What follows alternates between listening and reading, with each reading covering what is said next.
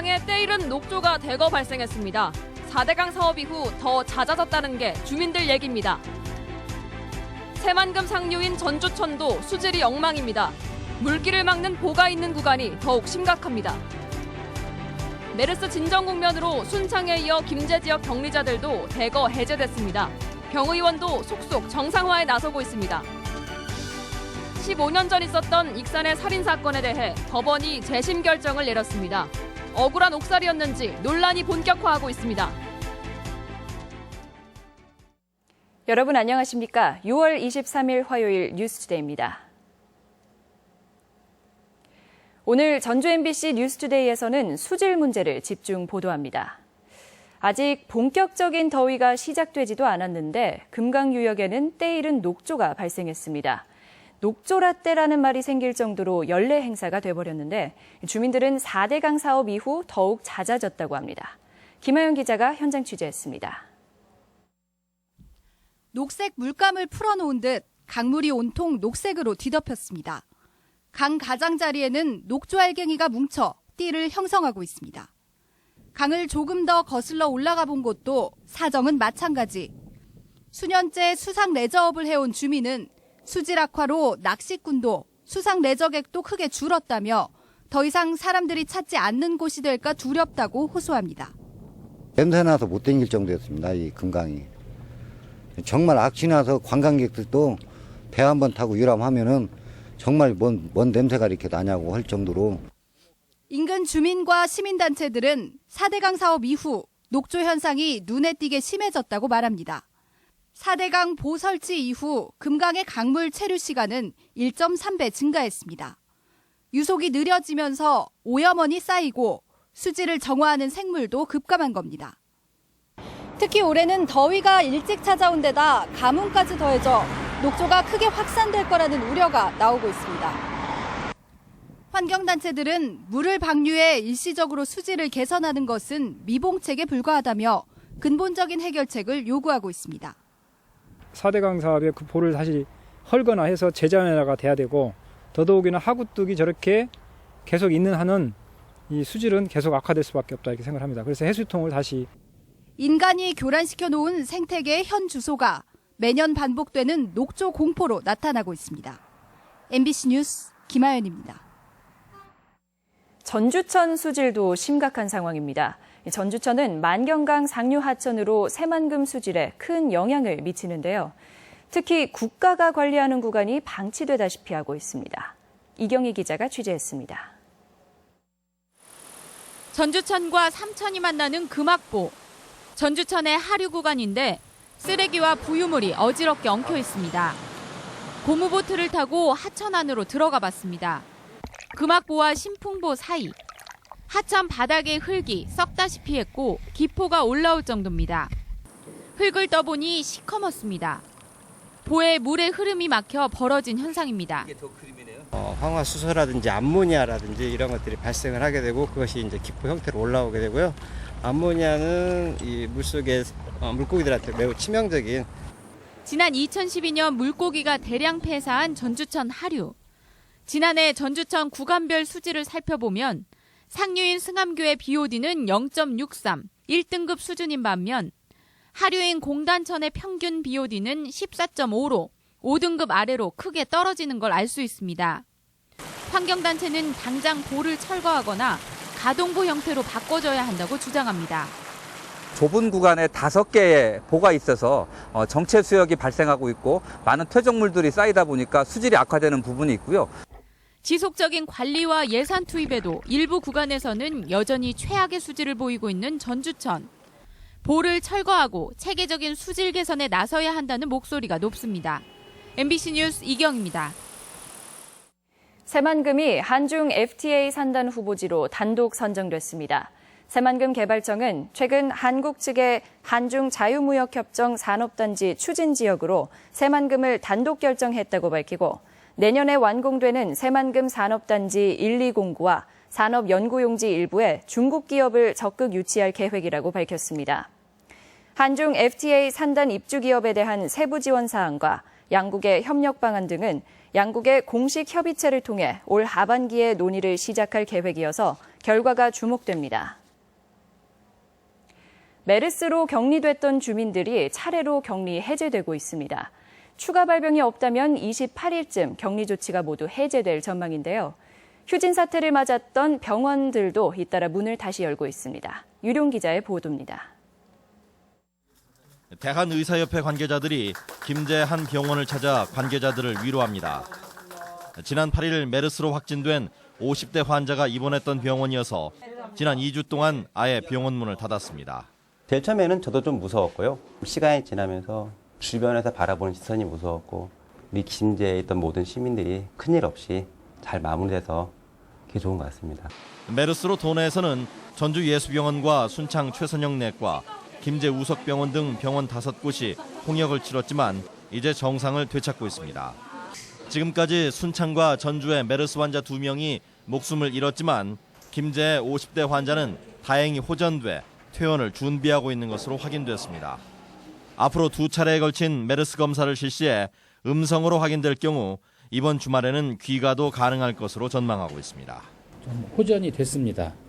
그래서 이번 주에 증상이 완전히 없어지는 걸 확인하고 검사를 해서 순창 마을 격리 해제에 이어 김제 환자로 인해 발생했던 관리 대상 300여 명도 모두 격리에서 해제됐습니다. 오늘 새벽 0시 김제 관련자 21명의 격리가 해제돼 전주와 순창, 김제 등 도내에서 발생한 메르스 접촉자 모두가 격리에서 해제됐습니다. 남은 관리 대상은 삼성 서울병원 방문자 등 86명으로 추가 발병이 없다면 일주일 안에 이들도 모두 격리에서 해제될 예정입니다. MBC 뉴스 유룡입니다. 메르스에 대응하기 위해 전라북도가 200여 원의 정부 예산을 요구했습니다. 전라북도는 도내 거점 병원 5군데에 음압격리병실 38병상을 설치하기로 하고 관련 예산 129억 원을 요구하는 한편 보건환경연구원으로 이관된 메르스 진단의 안전성을 위해 1억 원의 장비 구입 예산도 요청했다고 밝혔습니다. 이와 함께 익산의 인수공통 전염병 연구소를 메르스 등 감염병 중심 연구시설로 육성하기 위해 89억 원의 예산도 요구했습니다. 완주의 한 사설 청소년 수련원을 다녀간 학생 200여 명이 식중독을 일으킨 가운데 검사물에서 음용수에서 대장균이 검출됐습니다. 완주군에 따르면 지난 3일 이 수련원을 다녀간 뒤 식중독 증세를 보인 여수와 광주 지역 중학생들의 가건물과 지하수를 정수한 물에서 식중독을 일으키는 균이 나왔습니다.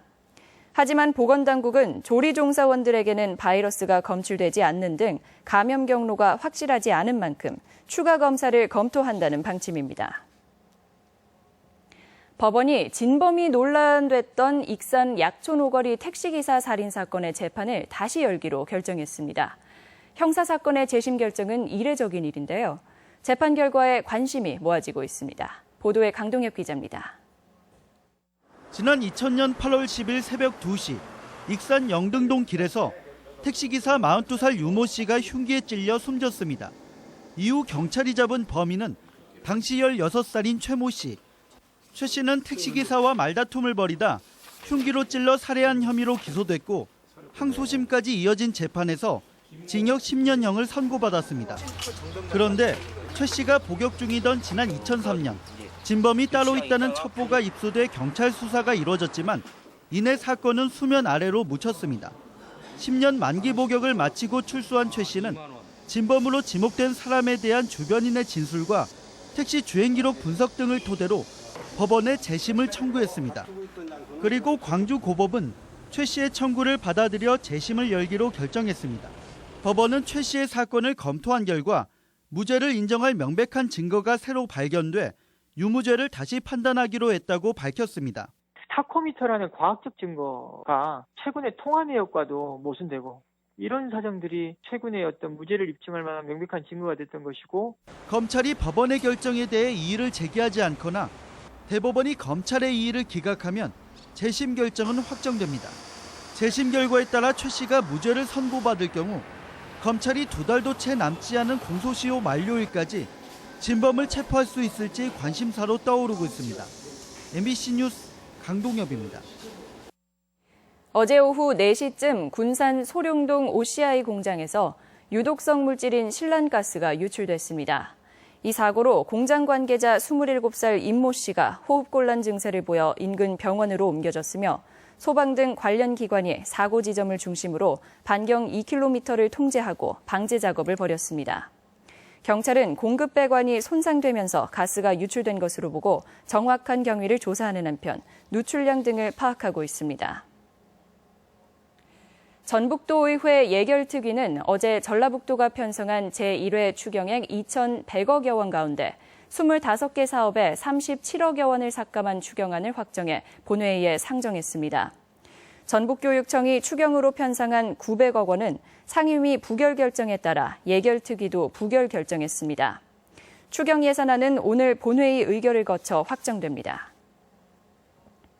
새정치민주연합 문재인 대표가 김승환 전라북도 교육감을 만나 누리과정에 대해 논의할 예정입니다. 전라북도 교육청에 따르면 문 대표는 오늘 오전 교육감실을 찾아 김 교육감과 만날 예정이며 논란을 빚어온 어린이집 누리과정에 대해 논의할 것으로 전해졌습니다. 면담 후에는 공동 브리핑을 열고 면담 내용을 공개할 것으로 알려져 어린이집 누리과정 예산 문제에 대한 해법이 나올지 주목됩니다. 조례 심의 과정에서 고위 공무원과 막말 마찰을 빚은 도의원과 관련해 전라북도 공무원 노조가 새정치민주연합의 재발 방지 대책과 사과를 촉구했습니다. 노조는 또 김대중 의원의 의정 활동을 모니터링해서 문제점 여부를 조사하고 갑질 신고센터를 개설해 도의원은 물론 간부 공무원들의 잘못된 언행을 접수하기로 했습니다. 이에 앞서 김대중 도의원은 막말 무리와 관련해 부덕의 소치라며 공식 사과했지만 의정 활동과 관계없는 내용을 유포한 사람에 대해서는 법적 책임을 묻겠다고 밝혔습니다.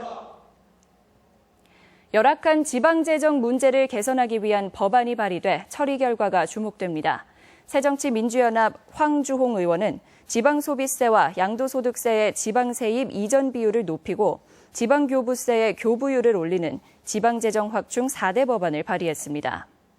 개정안에 따르면 부동산 양도소득에 부과되는 양도소득세율과 지방소득세율을 현행 10대 1에서 1대 1로 조정하고 지방소비세 배분 비율도 상향하도록 했습니다.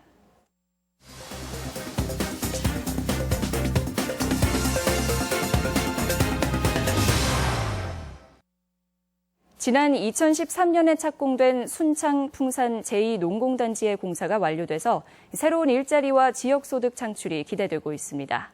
시군 지역 소식을 이흥래 기자가 보도합니다. 순창 풍산 제2농공단지는 117억 원이 투자돼 17만 제곱미터의 부지가 조성됐으며 3개의 블럭으로 나뉘어져 있습니다. 풍산 제2농공단지는 내 외장 바닥 타일 생산업체인 주식회사 한보요업과 한국 CNT, 대한패블릭 등 3개 업체의 분양이 완료돼 250명의 일자리와 매년 75억 원의 소득 창출이 기대됩니다. 순창은 농업을 주 소동으로 하는 지역이기 때문에 고용 인원이 많은 기업을 유치하여 국민들의 농해소득 증대에 최선을 다하겠습니다.